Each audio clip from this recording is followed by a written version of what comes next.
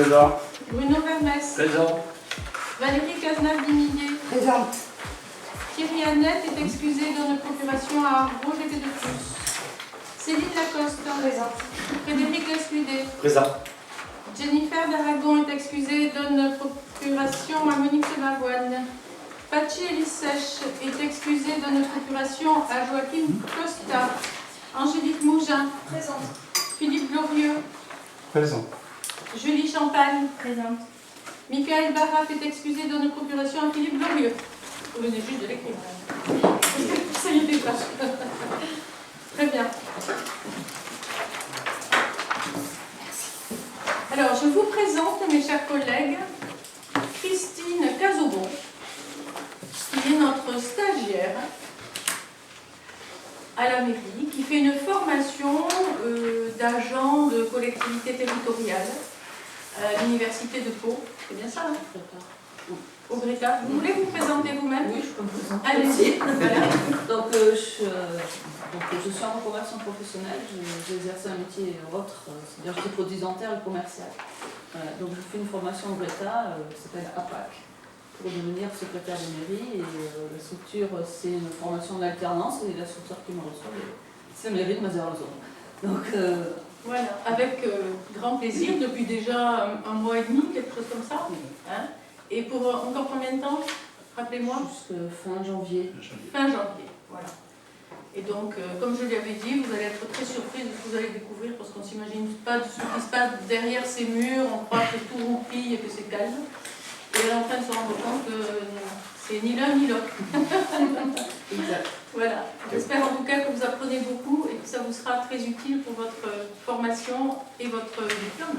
Tout à fait. Mon premier conseil municipal. Comme ça, très bien. Particularité, Merci. Christine a habité à Mazères-le-Zone. Enfin, mon père, oui. ton Oui, père. sa famille. Oui, Sa famille. Et c'est pas pour ça qu'elle a été admise. Hein. Non, non. Mais elle connaissait. Je ne sais pas. C'est un plus. C'est un vrai. plus. C'est Un gros plus.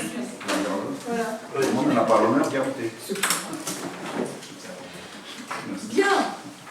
Alors, je déclare cette séance ouverte. Je vais désigner un secrétaire de séance qui sera une secrétaire de séance, Nicole Dufault. Oui.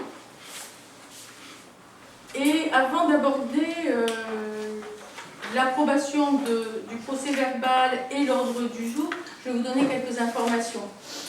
Parce que depuis la mi-septembre que nous avons eu notre dernier conseil municipal, c'est une rentrée vraiment extrêmement chargée qui s'est passée, et il s'est passé beaucoup de choses.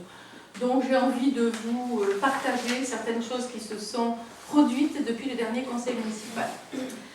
Tout d'abord, la très bonne nouvelle, pour moi en tout cas, parce que c'était pas un souci, mais enfin une question importante que nous portions depuis des années, la vente du terrain, du fameux terrain dit Cazenave-la-Croutz, s'est réalisée au bénéfice de la SSCV Cœur de Village, c'est-à-dire l'hectare environ que la commune avait acheté en 2009 ou 10 en prévision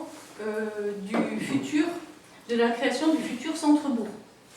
Donc elle s'est produite en septembre ou octobre pour un montant, le montant auquel nous l'avions acheté, hein, puisque les communes n'ont pas le droit de faire du profit par la vente immobilière, pour un montant de 560 055,54 €, à la date du 9 novembre, c'est indiqué ici. Toujours à propos du centre-bourg, alors d'ailleurs j'en profite pour répondre à une question qui m'a été posée entre-temps. L'opposition, la minorité, pardon, avait souhaité avoir des informations chiffrées sur les avancées, ou faire un point en tout cas chiffré, sur la réalisation du futur centre-bourg. Je vous avais fait savoir que je souhaitais, avant Noël, organiser au moins une commission des finances, mais malheureusement je ne peux pas parce que nous n'avons pas encore reçu, nous attendons les résultats de l'appel d'offres que nous avons lancé, nous, communes, pour la réalisation de la place du village et de la halle. On n'a pas encore les résultats, donc ce sera plutôt pour début janvier. Donc je ne ferai pas avant Noël de commission des finances, mais attendez-vous, les membres de la commission des finances, peut-être qu'on fera une commission élargie d'ailleurs pour partager davantage les chiffres. Ce se fera plutôt début d'année. Mais pendant ce temps, quand même, la commune, bonne nouvelle, a obtenu le financement pour la place publique et la halle du futur centre-bourg du fonds de concours de la communauté d'agglomération de Pau Béarn-Pyrénées, qui a été voté jeudi dernier en conseil communautaire. Je suis très contente, à l'unanimité bien sûr, pour un montant de 227 000 €, qui est donc la part de la communauté d'agglomération. Ensuite, il y a une autre demande de subvention pour un montant un peu plus supérieur à celui-là de 282 000 € qui a été renouvelé auprès de monsieur le préfet des Pyrénées-Atlantiques parce que c'est une demande que nous avions fait antérieurement, mais il n'y avait plus de fonds dans le département comment dirais-je, les fonds de l'État. Il n'y en avait plus assez pour toutes les demandes qu'il y avait, donc on nous avait conseillé de redéposer cette demande. Nous l'avons fait il y a quelques jours et nous attendrons les résultats de cette demande de subvention en début d'année. C'est la subvention que l'on appelle de la DETR. La dotation d'équipement des territoires ruraux. Voilà. Merci, heureusement que tu me souffles. Il y a tellement d'acronymes. Et puis enfin, il y a une demande qui est toujours en cours d'instruction. Celle-là, c'est auprès de la région, au titre du contrat de développement et de transition, le CDT, ainsi qu'au titre du volet territorial des fonds européens, pour un montant estimé autour de 150 000 €. Mais là, je ne suis pas sûre que nous l'aurons, j'espère. Nous allons tout faire pour plaider avec force pour obtenir cette subvention. Voilà. Et pour mémoire, ça vous donne quelques chiffres pour ceux qui les collectent. L'estimation du projet de réalisation de la place publique, je précise, hein, la place publique aménagée, avec tout son aménagement, et la construction d'une halle, et la construction d'un local communal, c'est un projet autour de 957 540 €. Voilà. Donc nous pourrons faire un point de tout cela en début d'année, parce que l'estimation de 957 540 € est une estimation jusqu'à ce que nous ayons en retour les résultats du marché public. Voilà. Là, nous aurons la vérité des chiffres, avec la vérité de l'augmentation de tout, de tous les coûts, de l'inflation, de l'énergie, des matériaux de construction. Voilà, là on aura une véritable estimation. Un véritable coût. Véritable coût, pardon, parce que ça c'est l'estimation. Merci Francis. Dans un tout autre registre, nous sommes à la fin de l'année. On va tourner la page de 2022. Je vous donne quelques dates pour les débuts de l'agenda 2023. Le concert du Nouvel An traditionnel, qui sera d'ailleurs le 10e concert du Nouvel An. On va fêter les 10 ans de cet événement à Mazères-Lezons, est fixé à la date du samedi 21 janvier 2023 à 20h. La traditionnelle cérémonie des vœux au personnel et aux habitants est fixée au vendredi 27 janvier à 18h30. Et le repas traditionnel, lui aussi, des aînés, repas du Nouvel An, organisé par le CCAS, est fixé à la date du dimanche 29 janvier à 12h. Et j'en profite pour lancer un appel général mais très appuyé à vous tous, les élus, parce qu'on a besoin de vous pour assurer l'accueil et surtout le service de ce déjeuner à nos aînés. Souvenez-vous donc de cette date du dimanche 29 janvier à midi. Autre information, le conseil municipal des enfants a été réuni mercredi dernier, le 7 décembre, et premier conseil municipal officiel après son installation qui s'est produite avant l'été. Et donc pour la première fois, ce conseil municipal a acté les premières décisions. Des décisions tournées vers l'équipement de l'école, un panier de basket, des cages de football, des ballons de basket et de football, ou encore même, parce que nous avons des enfants coquettes, des miroirs pour se mirer dans les toilettes des enfants. On n'avait jamais réalisé qu'il n'y avait pas de miroir dans les toilettes des enfants. Les filles, elles ont eu envie de ça. Mais les garçons en ont aussi. Voilà. Quelques infos sur les économies d'énergie. Parce que ça, c'était vraiment le maître mot de la rentrée. Sobriété, sobriété, sobriété. Bien. Alors, les mesures qui sont prises au niveau de la commune ont été annoncées aux associations lors de la réunion annuelle, c'est toujours au mois de septembre qu'elle se fait, pour organiser la répartition des infrastructures aux différentes associations. Donc les associations ont été informées que cette année, compte tenu de l'inflation du coût de l'énergie et des mesures que nous devons prendre pour atteindre plus de sobriété, et surtout pour réussir d'ailleurs de commencer le chemin vers l'obligation qui est la nôtre. Bonjour Anne, je ne t'avais pas vu arriver. L'obligation qui est la nôtre de toutes les communes de France et de Navarre, de toutes les collectivités, de réduire de 50% la consommation d'énergie par rapport à maintenant, avant l'année 2040.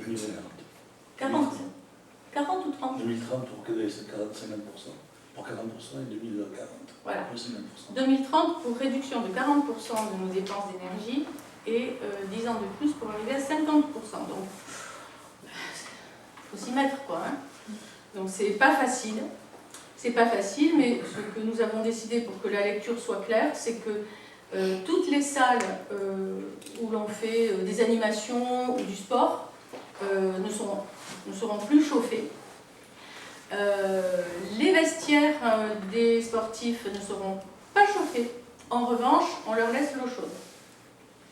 Bonne nouvelle, on leur laisse l'eau chaude. Mais on ne peut plus chauffer. Et toutes les salles qui sont à usage de bureaux, comme ici, les bureaux de la mairie, les écoles, la cantine, tout ce qui fait bureau, sont maintenus à 19 degrés de température. Voilà.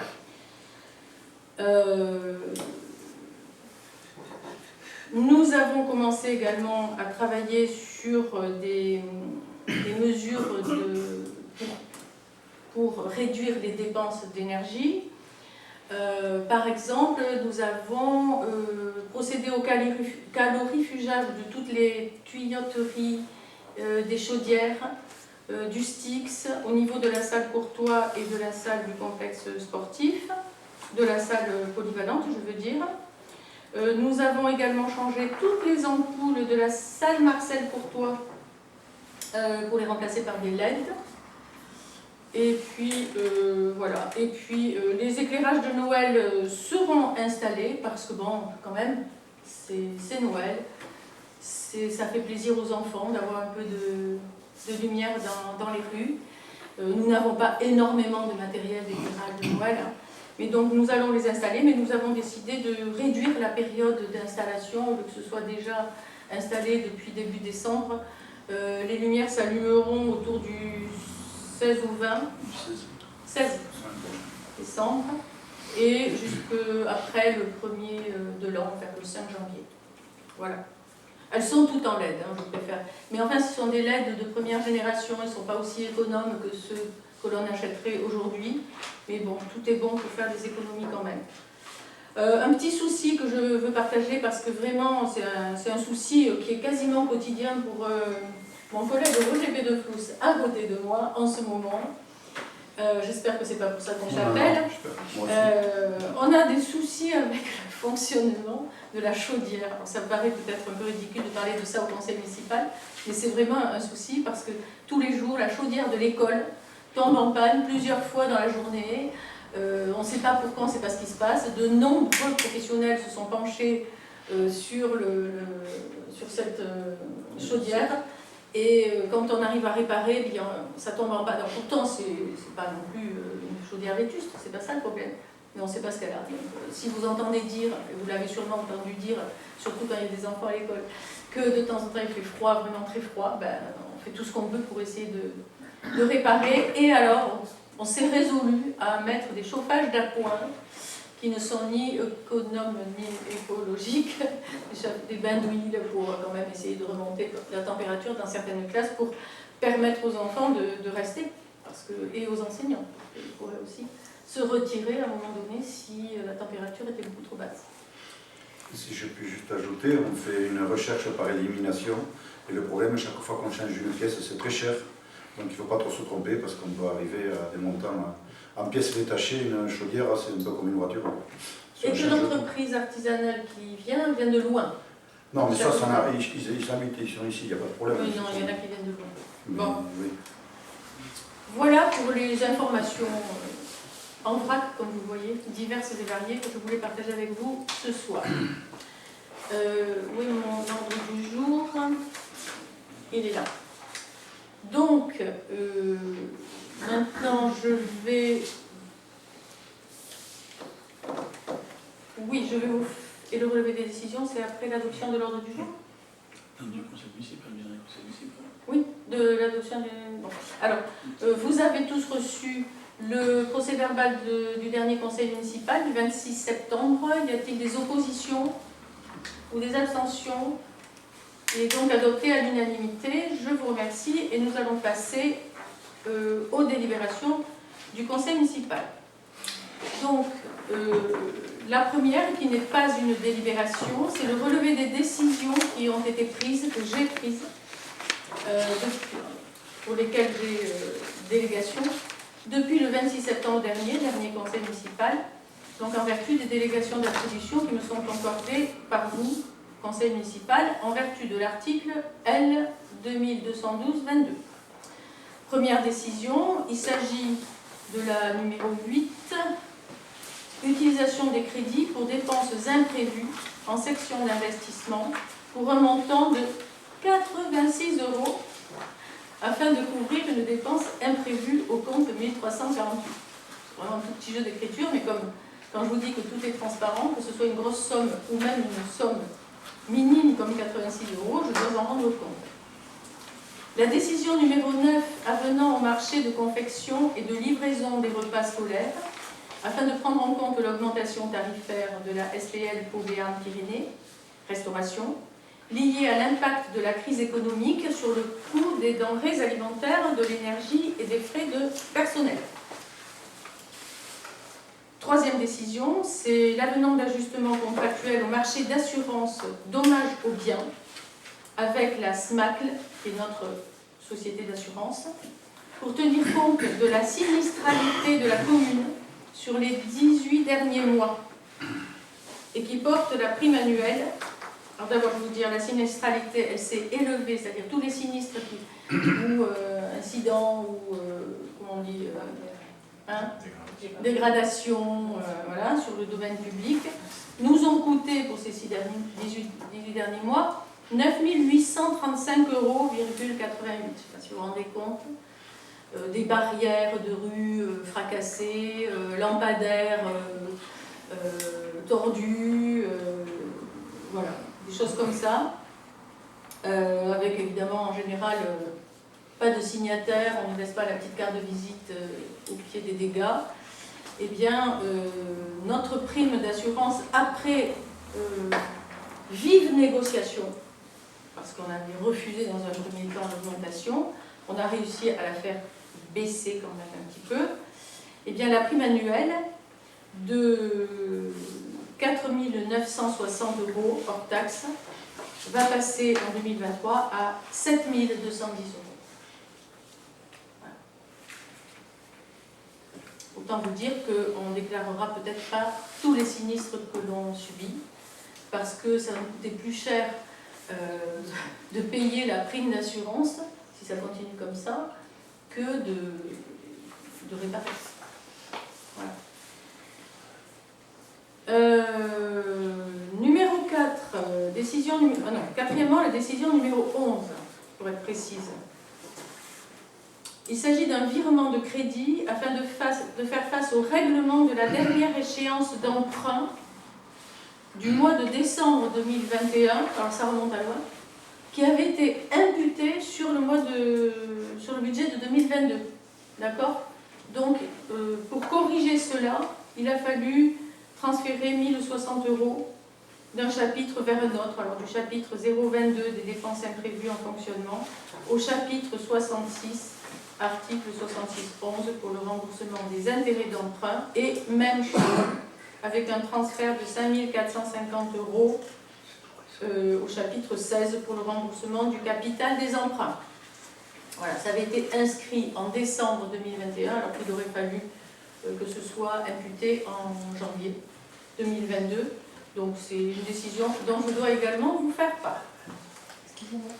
Oui. Une petite question sur la décision de l'avenant au marché de la SPL. Qu'est-ce qu'il y a dans cet avenant en fait? C'est une augmentation de la participation des communes ou... Alors, nous, notre participation, nous l'avons déjà votée en conseil municipal. On a voté des tarifs. Voilà. Et ce sont des tarifs que l'on a évalués et décidés en fonction de l'évolution du coût de la vie, des denrées surtout, et du coût de la fabrication de repas eux-mêmes. Mais la SPL elle-même, elle a mis à jour ses propres chiffres, et donc c'est ce que nous avons, comment dirais-je, décliné, c'est ce qui a été décliné dans un avenant au marché. Voilà. La SPL a fait un avenant au marché pour nous, et nous prenons acte de cet avenant. Voilà. Mais il ne s'agit pas là d'augmentation ou de diminution de quoi que ce soit des tarifs de cantine pour Vazer, puisque ça a fait l'objet de notre conseil municipal, et on avait arrêté ces prix. Plus 10 centimes. Après, Voilà. est-ce que, du coup, cette augmentation, elle est couverte par l'augmentation qu'on a imputée aux familles ou pas? Oui, C'est ça, quasiment. Quasiment, puisqu'on est passé à 3,50 € et que le coût est à 3,51 €. Donc on est bien. On avait bien évalué. Bien. Alors, nous allons passer à la délibération. Je cherche toujours mes papiers, merci. 35/2022. Il s'agit de la coupe de bois 2022-2023, et je vais demander à Frédéric Lescudé s'il veut bien nous la présenter. Coupe de bois 2022-2023. Le rapporteur propose d'organiser, comme chaque année, une vente de bois de chauffage sur pied ou coupé. 15 lots ont été constitués, comme indiqué dans le tableau ci annexé, qui pourraient être vendus à 25 € le lot. Il propose également d'adopter le règlement ci annexé afin d'informer les cessionnaires des obligations qui leur incombent en matière de coupe de bois. Invité à se prononcer et après en avoir délibéré, le conseil municipal décide de l'organisation d'une coupe de bois divisée en 15 lots au prix unitaire de 25 € le lot, conformément au tableau ci annexé, et approuve le règlement d'affouage correspondant. Merci. J'adore ce mot, affouage. Est-ce qu'il y a des questions? Vous voulez pas savoir où on a choisi les arbres? Dans le bois. Donc il y a 3 lots dans la Saligue, 3 et 4, 7 et 5, 12 encore dans la Saligue, côté complexe sportif. Le premier c'était côté lotissement de la Garenne. Ensuite, toujours dans la Saligue, de toute façon c'est tout le temps dans la Saligue, côté rue du Gave. Alors il y en a beaucoup, une vingtaine là, une trentaine. On peut pas y avoir dit. Non, mais d'arbres. D'arbres. Oui, des arbres, pardon, c'est par 2 têtes de platane à chaque fois. Et dernier lot, derrière le sulky, toujours dans la Saligue, une quinzaine de frênes, noisetiers et acacias au pied. Non, c'est le lot 15, mais c'est pas une quinzaine de frênes. Ah d'accord, c'est le numéro du lot, d'accord. Ok. Donc je mets au vote. Y a-t-il des oppositions, des abstentions? Qui est pour? À l'unanimité, je vous remercie. La suivante, numéro 36, il s'agit de l'incorporation d'office de la voie de desserte du lotissement des collines et de ses équipements annexes dans le domaine public communal. Alors, je vais demander à Francis Land de la présenter, sachant que la suivante sera quasiment la même, mais concernera la rue des Mésanges et de ses annexes. Alors, je propose qu'on fasse une seule lecture, et puis on reviendra sur ces deux points, puisque l'une concerne le lotissement des collines, et l'autre, c'est la même, concerne la rue des Mésanges et l'annexe. Deux pour le prix d'une. Voilà, parce que c'est exactement le même texte. Alors, On va pas le reste. voilà. Projet de délibération décidant l'incorporation d'office de la voie de desserte et du lotissement communal des collines et de ses équipements annexes dans le domaine public communal. Oui, la communication du maire exposant qu'à la suite de la prise en considération par délibération en date du 7 décembre 2020 d'une proposition d'incorporation d'office de l'allée Picou et de ses équipements dans le domaine public communal en application de l'article L 318-3 du Code de l'urbanisme, il a fait procéder à une enquête publique par M. Gérard Julien, commissaire enquêteur, désigné par arrêté du 29 septembre 2022.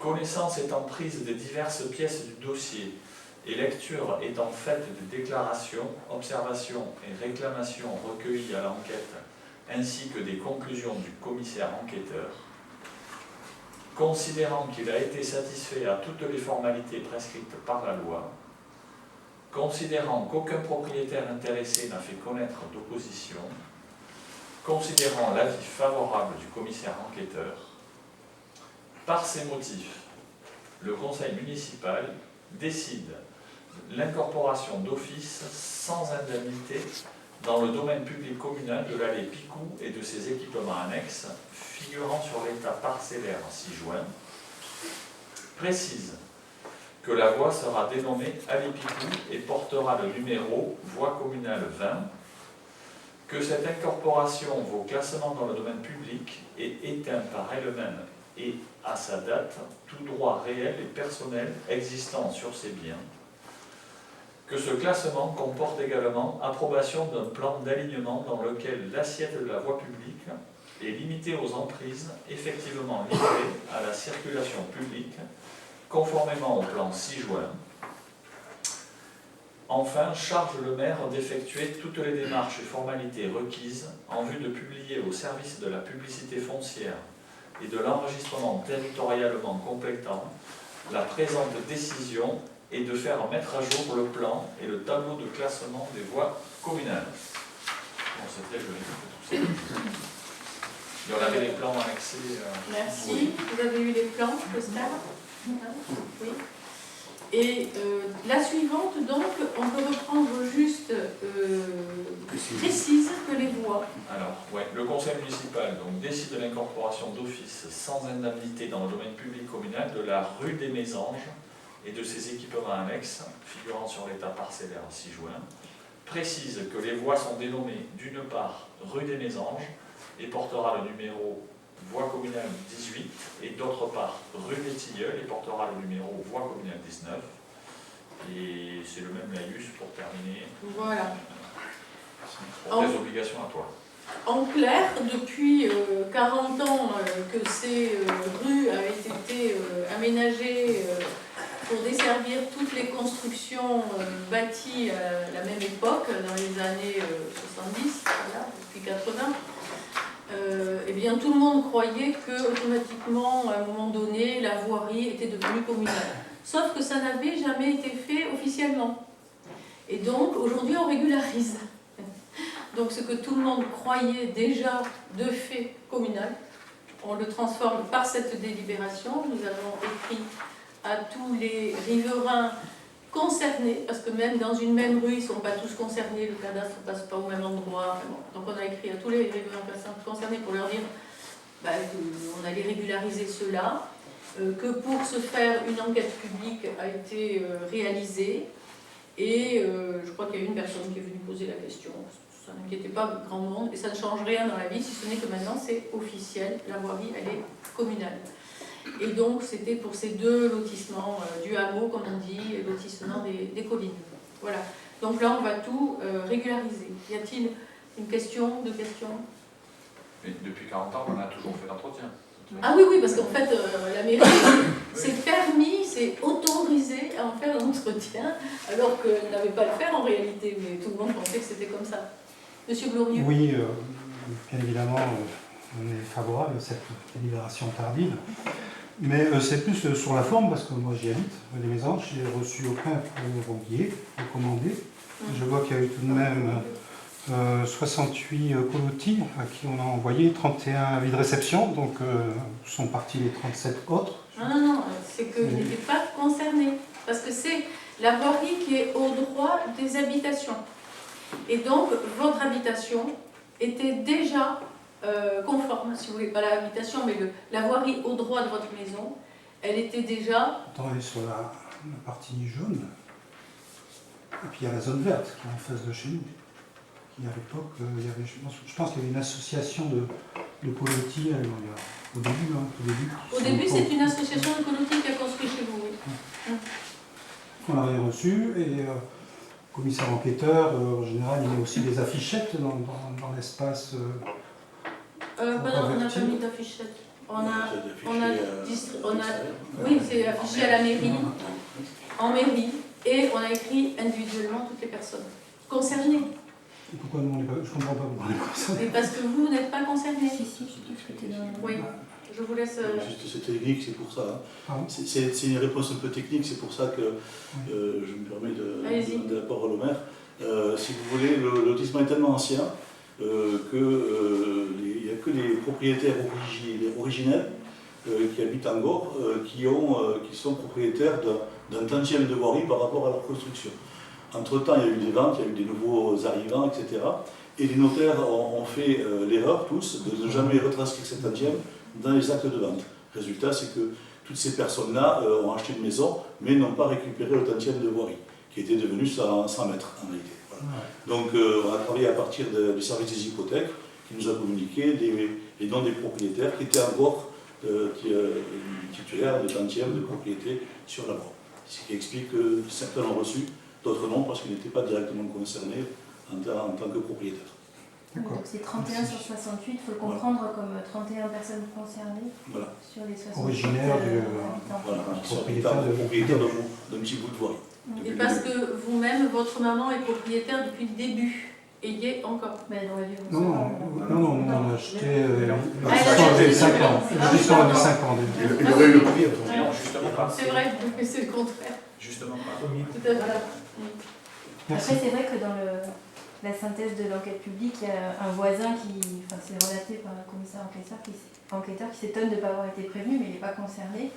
Après, peut-être que l'affichage dans le quartier, ça pourrait permettre aux gens d'être informés que tout le monde ne passe pas en mairie devant un panneau d'affichage. Ça va arriver des parents en vacances, un peu rapidement.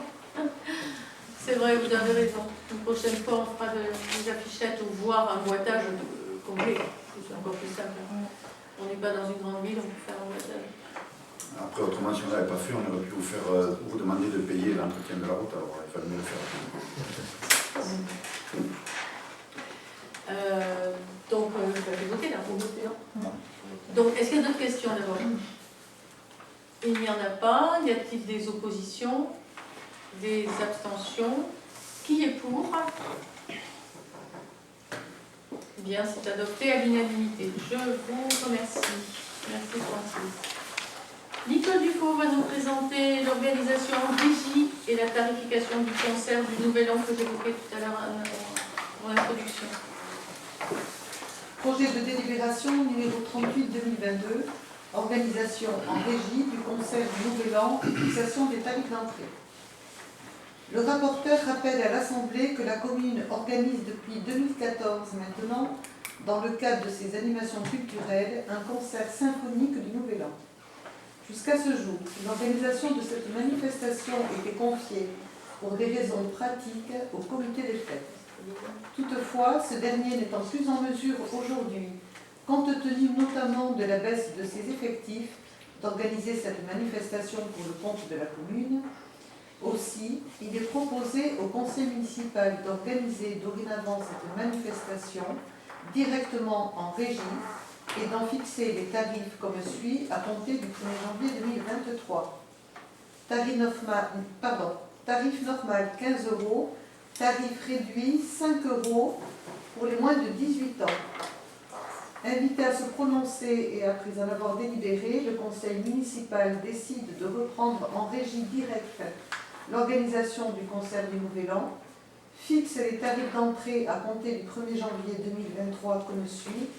Tarif normal 15 €, tarif réduit 5 € pour les moins de 18 ans. Merci. Précisons que ces tarifs normaux et réduits sont les mêmes que l'année dernière, les années précédentes, enfin les dernières années précédentes. Que l'année dernière. Voilà. Des questions?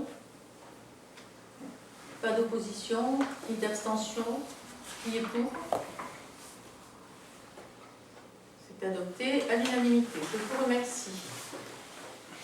La bourse communale d'enseignement supérieur pour l'année universitaire 2022-2023, Nicole Bignou.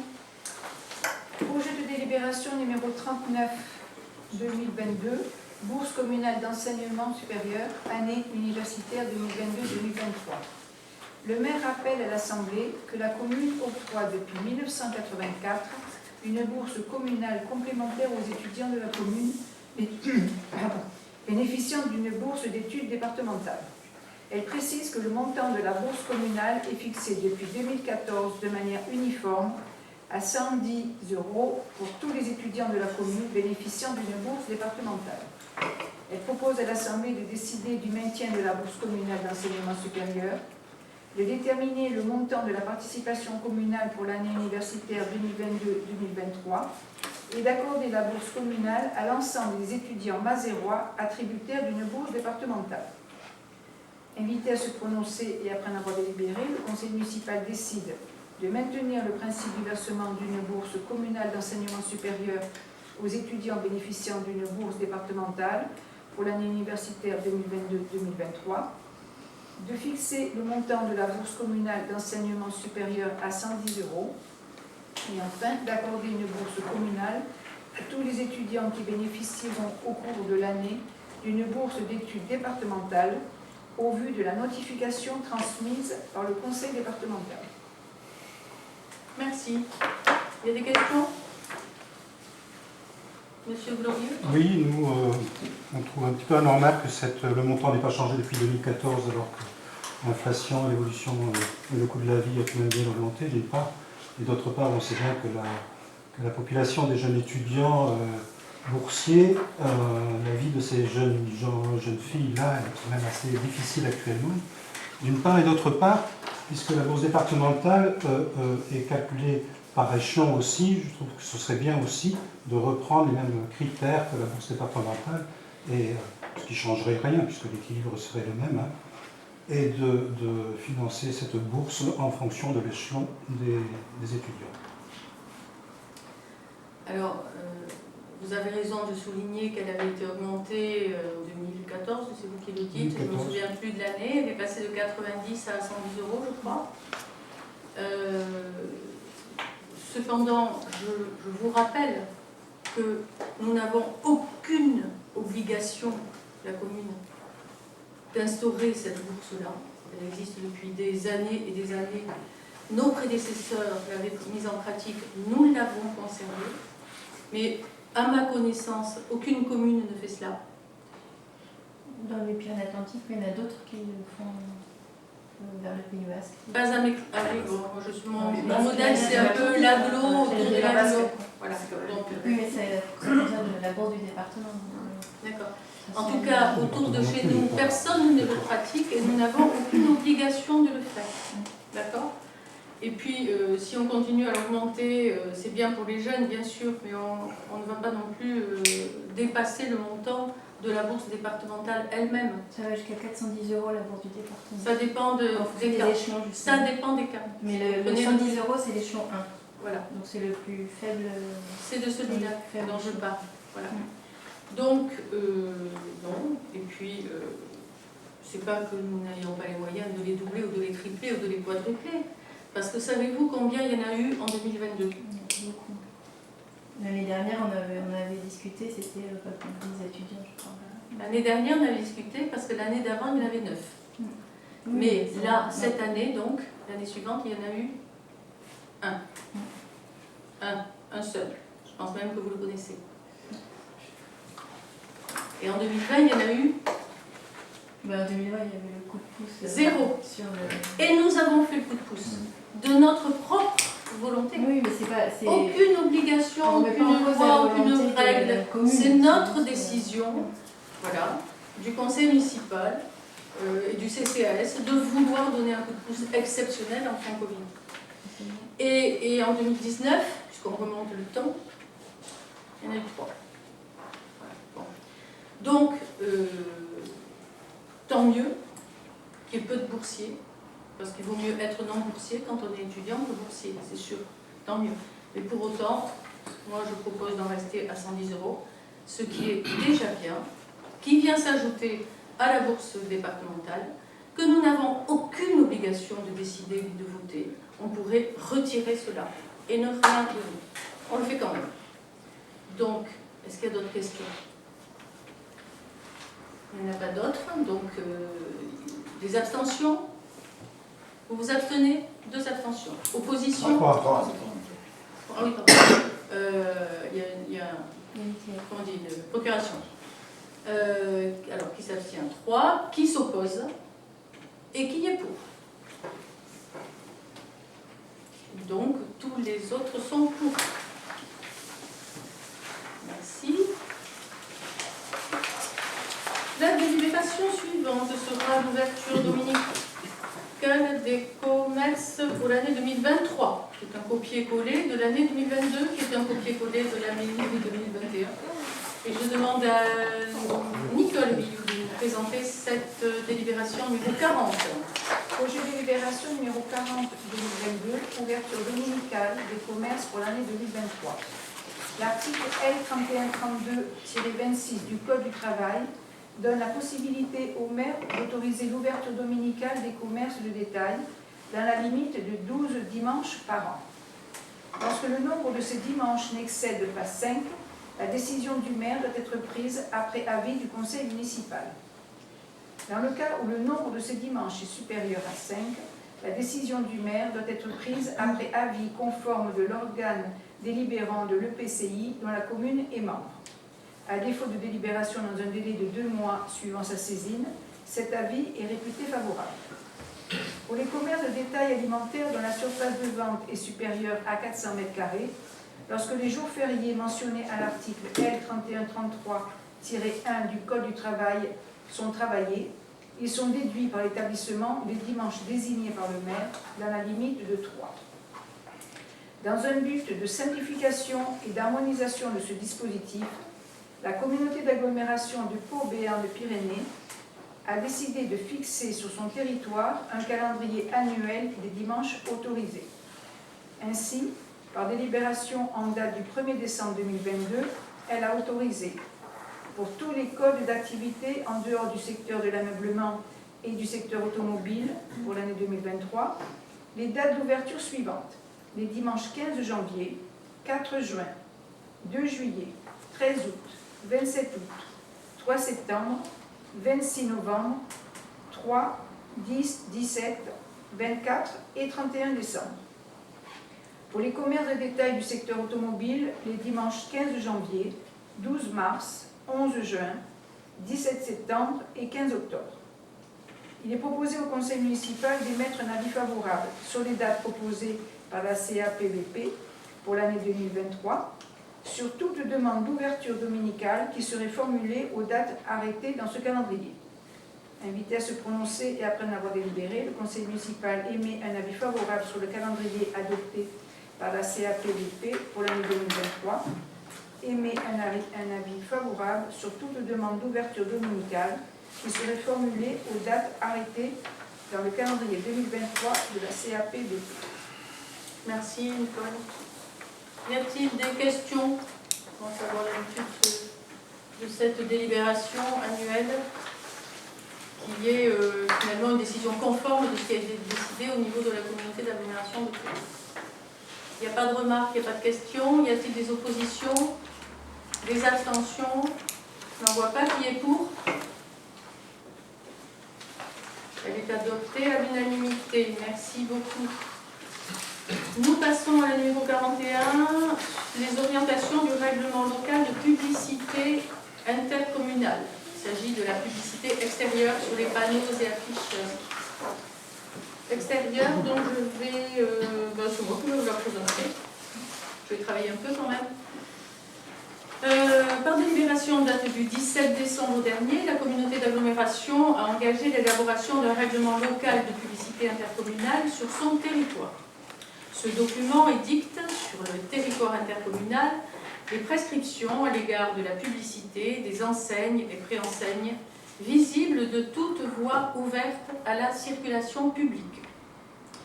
Les dispositifs publicitaires, par leur nature même, impactent le paysage, qu'il soit emblématique ou du quotidien, lointain ou rapproché. En même temps, ils permettent aux activités économiques de se faire connaître, ce qui est crucial pour leur attractivité. Le règlement local de publicité intercommunale, ou RLPI, cherchera donc à trouver un juste équilibre entre la mise en valeur du paysage et la protection du cadre de vie et le besoin de communication du commerce et de l'industrie, tous deux facteurs d'attractivité pour le territoire. À travers ce règlement local de publicité intercommunale, la publicité sera encadrée sous deux aspects.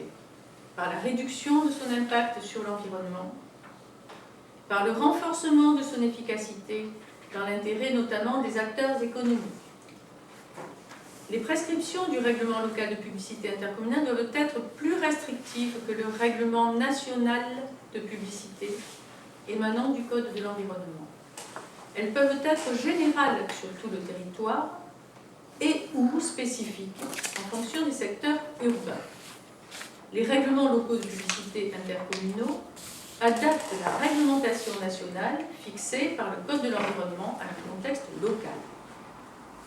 Avec la loi numéro 2010-788 du 12 juillet 2010 portant engagement national pour l'environnement, dite loi ENE, la procédure d'élaboration du règlement local de publicité est alignée sur celle du plan local d'urbanisme. Conformément à l'article L15312 du Code de l'urbanisme, la procédure d'élaboration du plan local d'urbanisme prévoit la tenue d'un débat sur les orientations générales du projet d'aménagement et de développement durable, pièce constitutive du plan local d'urbanisme dans les conseils municipaux et dans l'organe délibérant de l'établissement public de coopération intercommunale compétent, c'est-à-dire la communauté d'agglomération de Pau Béarn-Pyrénées. Le règlement local de publicité intercommunale ne comporte pas de projet d'aménagement et de développement durable au sens strict.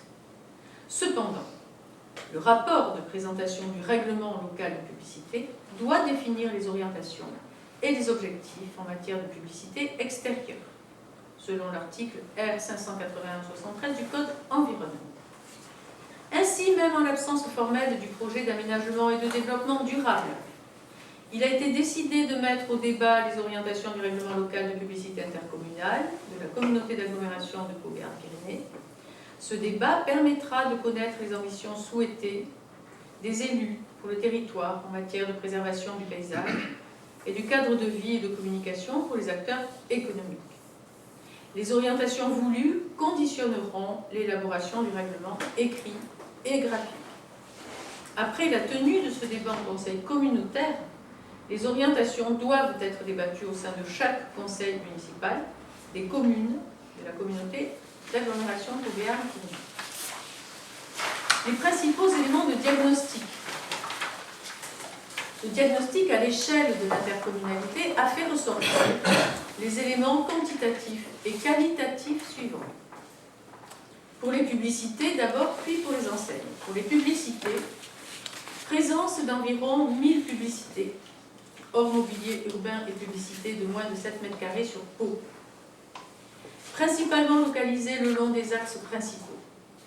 88% de dispositifs scellés au sol. Un essor de panneaux numériques qui ont un impact visuel et sur l'environnement plus important que la publicité non lumineuse. Présence de publicité masquant les perspectives sur le grand paysage. Présence de publicité inappropriée au contexte environnant dans des centres-bourgs, aux abords d'espaces verts urbains ou en avant de bâtiments remarquables. Des dispositifs disproportionnés par rapport à l'échelle du bâti et environ 12% de publicité située hors agglomération. Ça, c'était le diagnostic pour les publicités. Voici celui pour les enseignes. Présence de 3800 établissements disposant d'une enseigne. Le plus grand nombre d'établissements se situe dans les centres-villes et en particulier dans le secteur patrimonial remarquable. Bonne intégration de la plupart des enseignes du centre-ville de Pau, du fait de leur situation en secteur patrimonial remarquable. Prolifération d'enseignes sur les clôtures parfois peu qualitatives. Présence de dispositifs peu qualitatifs et en surnombre, Oriflamme, Kakemono, dans les secteurs économiques. Présence d'enseignes scellées au sol qui s'apparentent à de la publicité scellée au sol de par leur aspect et leur forme et qui sont parfois d'infraction car en surnombre. Enseignes en toiture, implantées majoritairement dans les centres commerciaux qui sont parfois d'infraction car elles ne sont pas en lettres découpées comme l'impose la réglementation. Développement d'enseignes numériques soumises à aucune réglementation particulière. Alors voici la définition des orientations du règlement local de publicité intercommunale. Les objectifs de ce règlement, définis dans la délibération de prescription du 17 décembre 2020, visent à assurer un cadre de vie qualitatif pour les habitants, tout en permettant aux acteurs économiques de se signaler par des moyens d'affichage adaptés. Pour atteindre ces objectifs, le règlement local de publicité intercommunale devra préserver, protéger, valoriser l'ensemble du patrimoine naturel, paysager, architectural, patrimonial du territoire qui constitue son identité et participe à son attractivité. Les orientations du règlement local de publicité intercommunale viennent compléter et préciser ces objectifs, toujours existants, grâce aux éléments de l'état des lieux de la publicité et des enseignes sur le territoire. Il est donc proposé au conseil municipal de débattre sur les deux orientations générales suivantes. La première, développer un cadre de vie de qualité pour tous les habitants et renforcer l'attractivité touristique. La deuxième, développer l'attractivité économique du territoire. Donc pour l'orientation numéro 1, je développe. C'est long, mais c'est important, je crois que quand on aura tout lu, le débat sera déjà complètement sur la table. Numéro 1, orientation numéro 1, développer un cadre de vie de qualité pour tous les habitants et renforcer l'attractivité touristique.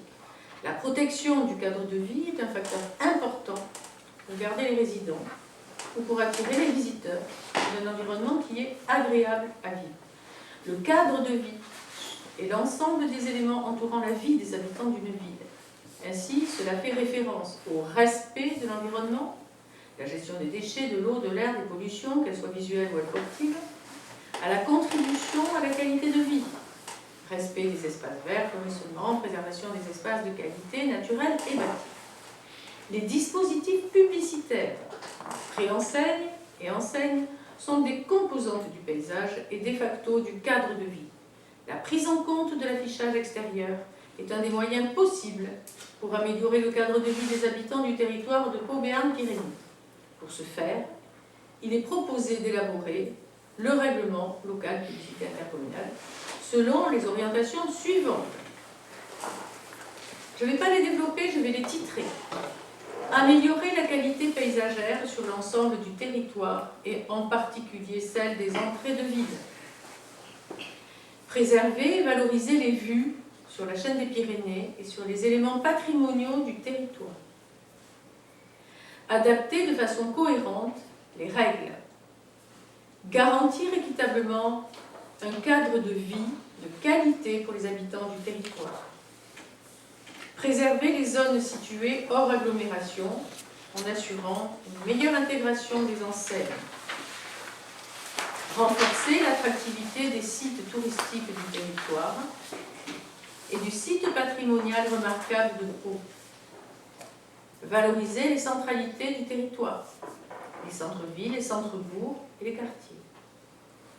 Assurer une cohérence entre les opérations d'aménagement public et de revalorisation de l'espace public et l'implantation des publicités sur mobilier urbain.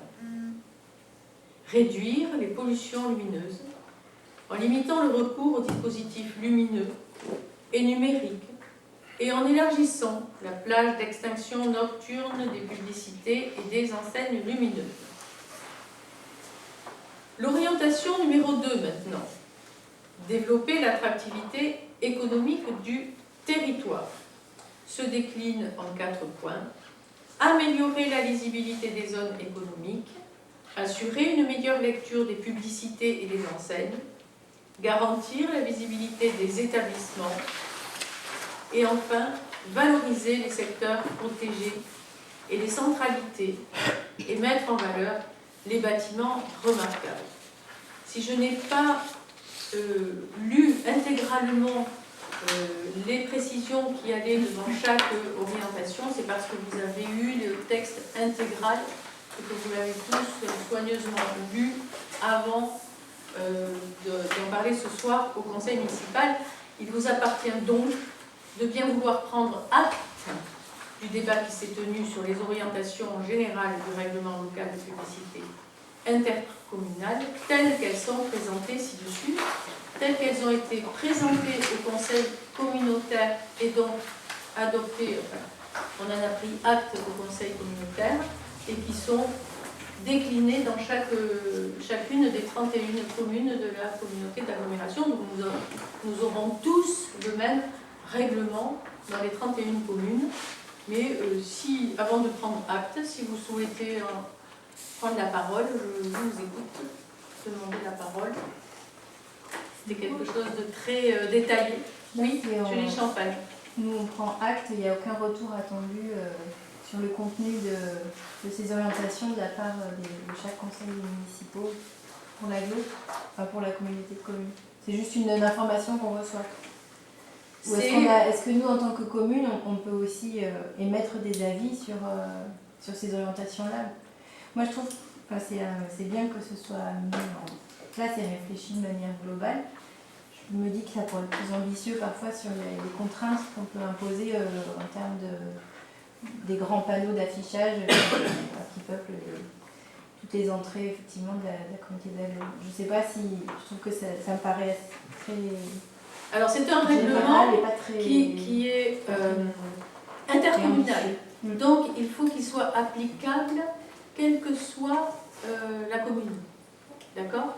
Mais je pense, je me ferai corriger si je me trompe par M. Domenech, mais chaque commune individuellement peut avoir un règlement qui lui est propre, à condition de ne pas être moins disant que celui-là. Voilà. En revanche, si on veut être mieux disant, c'est qu'on adopte à ce moment-là notre propre règlement en plus de celui-là. Et comme vous parlez par exemple des 4x3, hein, c'est un petit peu à ça que vous faites allusion.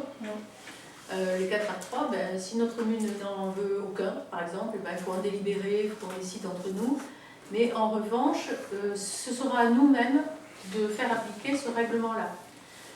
Le règlement intercommunal a ceci de spécifique qu'il est suivi et contrôlé et comment dire, fait respecter par la communauté d'agglomération elle-même, par ses services d'urbanisme. Nous n'avons pas, peut-être à signaler, mais seulement, mais pas à dérouler toutes les procédures juridiques qui feraient que nous avons un règlement différent. Nous avons tous le même. Mais rien ne nous empêche, un jour, à l'occasion d'une commission urbanisme, par exemple, d'aborder un sujet précis. On se rend compte que ça ne doit pas arriver normalement sans qu'on en soit informé, mais qu'un immense affichage 4x3 va surgir tout à coup devant, je sais pas, devant les écoles. Voilà. Je crois que tout le monde le verrait. D'abord, on n'aurait pas besoin d'attendre une commission. Personne n'a le droit de faire ça sans demander une autorisation en mairie, déjà. Donc, si si quelqu'un veut faire cela, un annonceur, bon, il va monter un dossier, il va l'adresser à la mairie, etc. et on va lui refuser. C'est aussi simple que ça. Un 4x3 devant les écoles, c'est inimaginable. Si le règlement intercommunal ne nous aide pas à régler cela, eh bien, on peut aussi prendre une mesure au niveau de la commune. Moi, je trouve que ce règlement intercommunal est très très complet parce qu'il veut quand même être équilibré entre la protection de l'environnement, la protection visuelle, parce que c'est une pollution visuelle parfois, ces équipements publicitaires. Donc la protection de l'environnement et tout de même la vie économique ou touristique qui a besoin d'informer les habitants, les touristes, les gens de passage ou pas, de l'existence d'un commerce ici ou d'un commerce là. Voilà. Et après, ça c'est des orientations, c'est pas encore les règles. Là, il n'y a pas d'objectif chiffré. Voilà. Il y a une part de réduction du nombre de panneaux, mais on ne sait pas où, comment, les modalités ne sont pas vraiment... Elles ne sont pas détaillées. En effet, Francis. Pour l'instant, c'est effectivement, je pense que c'est de l'ordre du PADD, comme on dit. C'est le plan les orientations d'aménagement et de développement durable. Qui ont été décidées en conseil communautaire, et ça va être décliné, vous m'arrêtez sur raconter une bêtise, mais ça va être décliné dans des commissions où effectivement ils rentreront dans le détail de, et c'est là où on aura notre mot à dire, dans le détail de la taille maximale, du positionnement. Sur les grands axes, on autorisera peut-être des grands panneaux, et puis sur le reste, il n'y en aura pas. Ça va se décliner ça dans les mois qui viennent, pour arriver à quelque chose de commun, si possible, en intégrant le plus de contraintes possible. Du coup, c'est quelles commissions qui vont s'atteler à la rédaction de ce règlement, enfin dans les détails? Est-ce que c'est des services techniques de l'agglo ou est-ce que c'est des commissions d'élus au niveau de... Je pense qu'on pas au niveau de l'agglo, mais dans l'agglo, toutes les communes sont représentées. On sera conviés, je pense. Ce sera la commission urbanisme, projet, voirie, je ne sais quoi, grands travaux, etc. où chaque commune est représentée à minima par un élu. Nous, c'est un. Beaucoup de communes, toutes les petites et moyennes communes, c'est un. Puis après, pour les plus grandes villes, nous avons 2 ou 3, officiels, 4. Ouais, je voudrais dire que comme on fait partie déjà du label Village Fleuri, c'est déjà, on est déjà sensibilisé avec ces affiches publicitaires. Le Village Fleuri, le label, est très sensible, très, comment on appelle ça, oui, très regardant sur tout ça. Donc c'est déjà... Nous, oui, parce que j'aurais pu commencer en disant qu'à Mazères, nous avons notre propre règlement communal depuis combien d'années? C'est une taxe. C'est encore mieux qu'un règlement, c'est une taxe.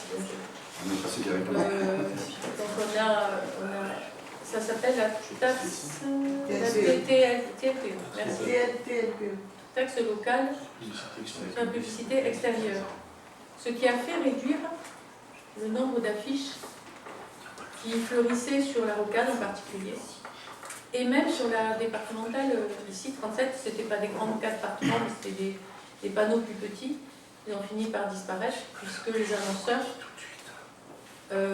doivent, et c'était le cas, mais c'est encore le cas, doivent payer une taxe en fonction de la superficie de leur affichage. Et ça fait des petits revenus pour la commune. Voilà, toujours ça de prix.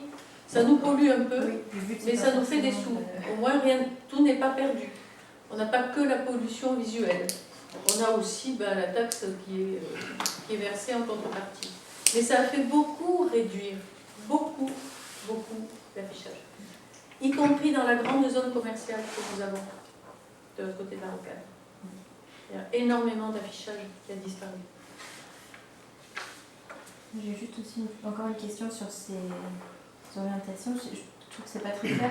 Dans quelle mesure ça s'attaque aux panneaux qui sont dans l'espace public ou alors aussi dans l'espace privé, parce qu'il y en a beaucoup qui sont qui sont chez les gens en fait de ces grands panneaux.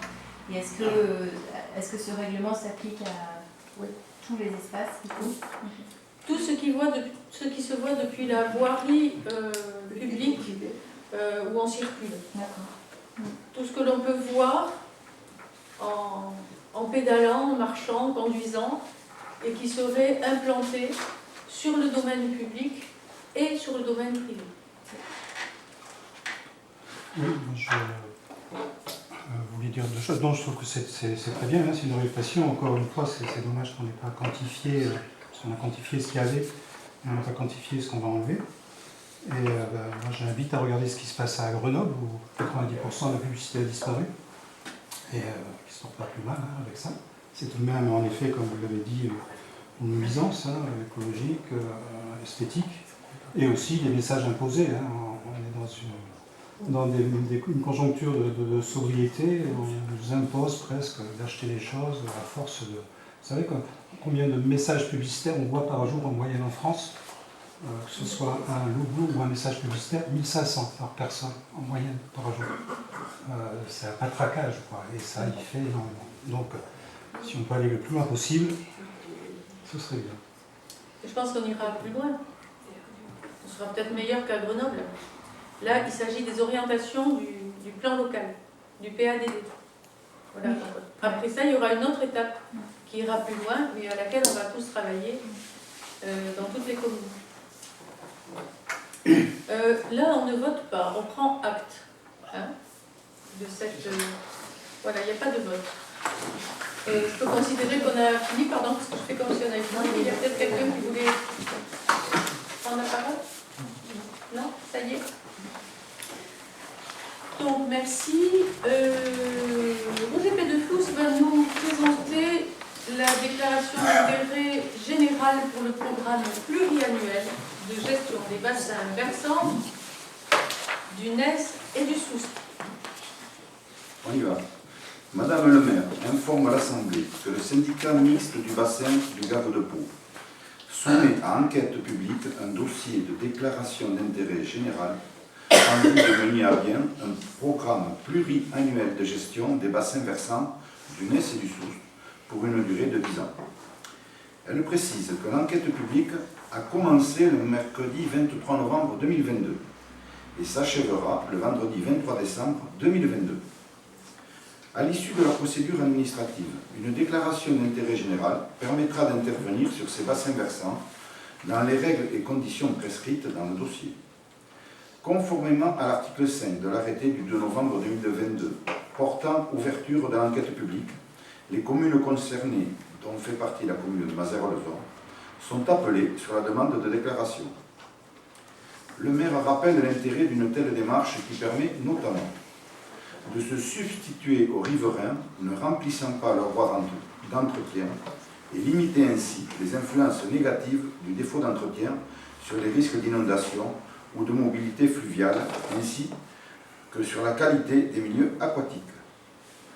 D'aboutir, du fait de moyens adaptés à mettre en œuvre, à des résultats satisfaisants, selon les objectifs fixés en matière de gestion que le cumul d'actions privées isolées ne permet pas. D'améliorer l'état et le fonctionnement du cours d'eau en intégrant les enjeux d'intérêt général, compte tenu du fait que les travaux soient définis en prenant en compte l'ensemble du bassin versant, et de mener une gestion globale et cohérente, conciliant activités humaines et fonctionnement naturel du cours d'eau. Aussi, elle propose à l'Assemblée d'émettre un avis favorable sur ce projet. Invité à se prononcer après en avoir délibéré, le conseil municipal, après avoir pris connaissance du dossier, émet un avis favorable à la déclaration d'intérêt général en vue de mener à bien le programme pluriannuel de gestion des bassins versants du NES et du SOUST, soumis à l'enquête publique par le syndicat mixte du bassin du Gave de Pau. Charge Madame le maire de transmettre la présente délibération à Monsieur le commissaire enquêteur. Merci. C'est très clair. Il y a des questions? Pas de remarques? Abstention? Oh, vous n'avez pas... Non, je voulais juste une question sur ce programme de 5 ans, enfin pluriannuel de gestion du coup. Dans le document, il y a tout un énoncé des différentes actions à mettre en cours et un chiffrage de ces actions-là, avec des prix au mètre linéaire. Est-ce que c'est, du coup, c'est je me demande qui prenait en charge ces travaux-là? Est-ce que c'est le syndicat mixte Le syndicat mixte. dont nous sommes membres? oui, évidemment, c'est eux qui le font, et justement, ils remplacent les propriétaires, voilà, ils sont là pour ça. C'est pour ça qu'on a repris la gestion de tout, parce que là, ça parle du Soust qui est sur la Vallée Heureuse, qui est groupé à Villeneuve, mais on le fait aussi pour tous les canaux et ruisseaux qui sont ici, y compris le Gavet. Parce que pour avoir un entretien beaucoup plus logique, et qui fera qu'on évitera des inondations, parce qu'il n'y a plus d'agriculteurs, il n'y a plus personne qui entretient, et on voit que chaque fois qu'il y a des problèmes, ça vient de là. Mais c'est systématiquement le syndicat mixte qui intervient, ou est-ce que c'est aussi les agents de la commune qui peuvent être chargés de cet entretien-là? Non, s'il y a urgence, c'est pas interdit d'aller là si on a le canal qui est bouché, mais théoriquement on les appelle et eux ils ont des équipes et des entreprises. En fait c'est fait, j'y siège aussi, c'est fait par eux, évidemment parce qu'il faut une continuité. Et puis surtout, ce syndicat, la création de ce syndicat, qui n'est pas très ancien, a permis une gestion globale et donc extrêmement logique de tout le bassin versant. Parce que l'eau, elle part d'un point haut, elle va vers un point bas, que ce soit les coteaux vers le Gave, par exemple, pour faire un schéma très très simple. Et donc ce syndicat, il prend tout ça en compte et donc il a aussi une mission d'anticipation, de gestion générale globale. Donc en fait, il peut y avoir un problème et on peut avoir besoin d'aller régler un problème précis à un endroit quelque part, mais en principe, ça ne doit pas arriver parce que la gestion elle se fait du haut vers le bas et de tous les affluents vers les cours principaux. Et voilà, dans le monde idéal, ça se passe très bien, il n'y a pas de problème, tout est fluide, si j'ose employer ce terme. Et voilà, ce qui est un réel progrès par rapport à une situation un peu plus ancienne, pas si ancienne que ça, hein, depuis 3-4 ans. En 2018, on avait des problèmes. Voilà, on avait des problèmes parce qu'on était comme un puzzle sur la carte du territoire. Et donc, si les communes elles faisaient bien l'entretien de ces cours d'eau avec les habitants, voilà, donc il fallait parler aux habitants ou les aider ou pallier leurs carences. Si ça se passait bien dans une commune, elle pouvait quand même avoir des problèmes parce que si en amont, c'était pas aussi bien entretenu, eh ben, on avait les problèmes qui sont en amont. Donc là, de l'amont vers l'aval, à tous les niveaux, le syndicat formé par les élus, qui a été voulu par l'ensemble des élus et des collectivités territoriales, eh bien, a une vision d'ensemble et c'est censé se passer mieux. Du coup, c'est lui qui a le budget, le pouvoir de faire, et on vient nous voir une fois par an pour faire un point, pour voir est-ce qu'on a relevé des endroits difficiles, des points noirs, des choses comme ça. Et le syndicat nous présente ce qu'il fait ou ce qu'il prévoit de faire, des travaux dans 6 mois, dans 3 ans ou rien, sur notre commune, selon ce qu'il a observé, analysé et suivi en permanence. Vraiment, c'est génial, quoi. Ça se fait même en suivant, parce qu'à chaque fois qu'il y a une réunion, s'il y a un problème, évidemment, pour le point, je le rapporte comme plusieurs délégués. On le fait même chaque fois. Quand il y a un événement, évidemment, cet été, on n'a pas eu de problème. Si. Et on a eu beaucoup de problèmes à certains endroits de la commune. Oui, je pense par exemple au Clos des Louliers avec le Loulier. Oui. Bon, ben, maintenant c'est le SMBGP qui gère tout ça dans un vaste ensemble. Et nous, on est finalement des vigies, des sentinelles. On appelle, on alerte. On travaille ensemble, bien sûr, mais il y a une gestion beaucoup plus efficace. Oui, parce qu'avant, c'était une multitude de petits syndicats qui faisaient chacun de son côté. C'était pas que ça avait compris. Il y a d'autres questions? Alors, qui s'oppose? Qui s'abstient? Et qui est pour? Eh bien, c'est adopté à l'unanimité. Je vous remercie. Il nous reste, Bruno Vermès, si tu veux bien présenter, le rapport annuel sur la qualité de l'eau potable. C'est un autre syndicat, cette fois-ci, le syndicat mixte des eaux potables. Projet de délibération numéro 43, rapport sur le prix et la qualité du service public de l'eau potable pour l'année 2021. Le rapporteur rappelle à l'Assemblée que l'article D 2224-3 du CGCT relatif aux rapports annuels sur le prix et la qualité des services publics de l'eau potable et de l'assainissement précise notamment que le conseil municipal de chaque commune adhérant à un EPCI et destinataire du rapport annuel adopté par cet établissement. Le syndicat mixte de l'eau potable de la région de Jurançon a transmis son rapport 2021 accompagné de la note d'information de l'Agence de l'eau relative à ses redevances et à son programme pluriannuel d'intervention conformément aux nouvelles dispositions législatives de Grenelle 2. Le Conseil municipal prend acte de la présentation du rapport 2021 sur le prix et la qualité du service public de l'eau potable du SMEP de la région de Jurançon. Merci. Alors là aussi, vous avez reçu le rapport joint, les normes pavées. Je me contenterai de vous rappeler cette page-là, avec les chiffres clés que vous avez eu aussi, indicateurs. S'il ne faut retenir qu'une chose, c'est cette page, avec le nombre d'abonnés du service, 32 417, les volumes consommés, 4 178 121, le kilométrage des canalisations de ce syndicat de 829,699 km, etc., etc. Je ne vais pas vous noyer de chiffres. Mais surtout, ce qui est intéressant, ce sont les indicateurs qui sont ici, là. Sur la deuxième partie de la page, les indicateurs sont excellents. On peut le dire comme ça. Pour la qualité du service à l'usager, c'est quand même ce qui intéresse le plus nos concitoyens. Le taux de conformité des prélèvements microbiologiques est parfait à 100% pour le délégataire. Le taux de conformité des prélèvements physico-chimiques aussi est parfait à 100%.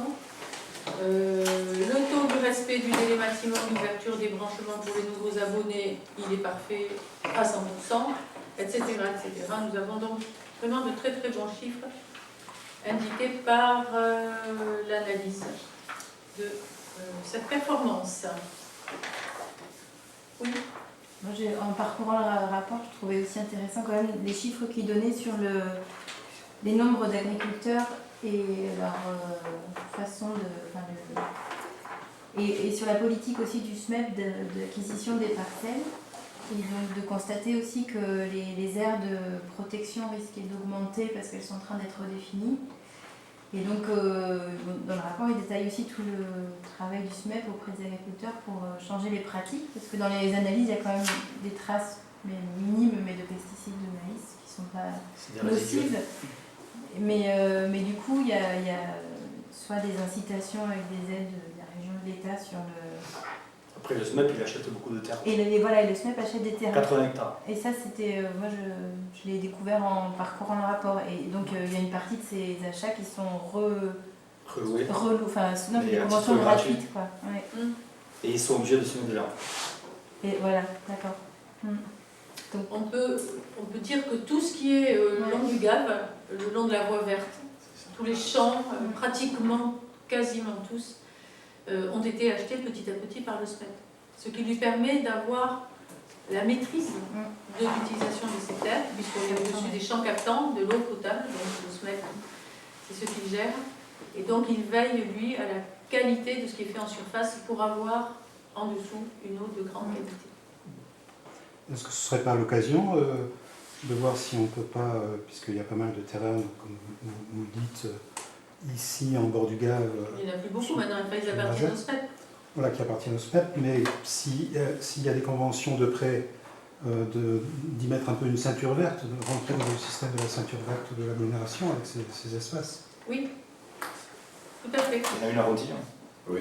Ouais, mais est-ce que le SMEP serait prêt à créer des baux amphithéotiques sur ce genre de terrain-là avec des chartes de... Je sais pas. Ce serait intéressant à creuser. Je sais pas. Que là, c'est zéro, ils apportent rien sur l'arbre. C'est 2 fois 30 unités d'azote par an. Ouais. Et c'est plus facile à contrôler un char anaéré. Quand il n'y a que de l'herbe. C'est bon? Pas d'autres interventions? Alors là, je crois qu'on ne vote pas. On prend acte de ce rapport Donc on peut considérer que nous avons pris acte de ce rapport, après l'avoir soigneusement étudié, malgré son épaisseur. Eh bien, je vous remercie. L'ordre du jour est épuisé. Et nous en avons donc terminé. Je lève la séance du conseil municipal.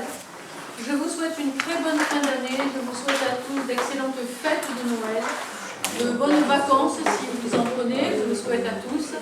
Et puis on se retrouvera l'année prochaine pour la rentrée et puis pour l'agenda que vous pouvez un petit peu évoquer en début de séance. Je vous remercie. Bonne soirée. Merci, bonne fête de fin d'année.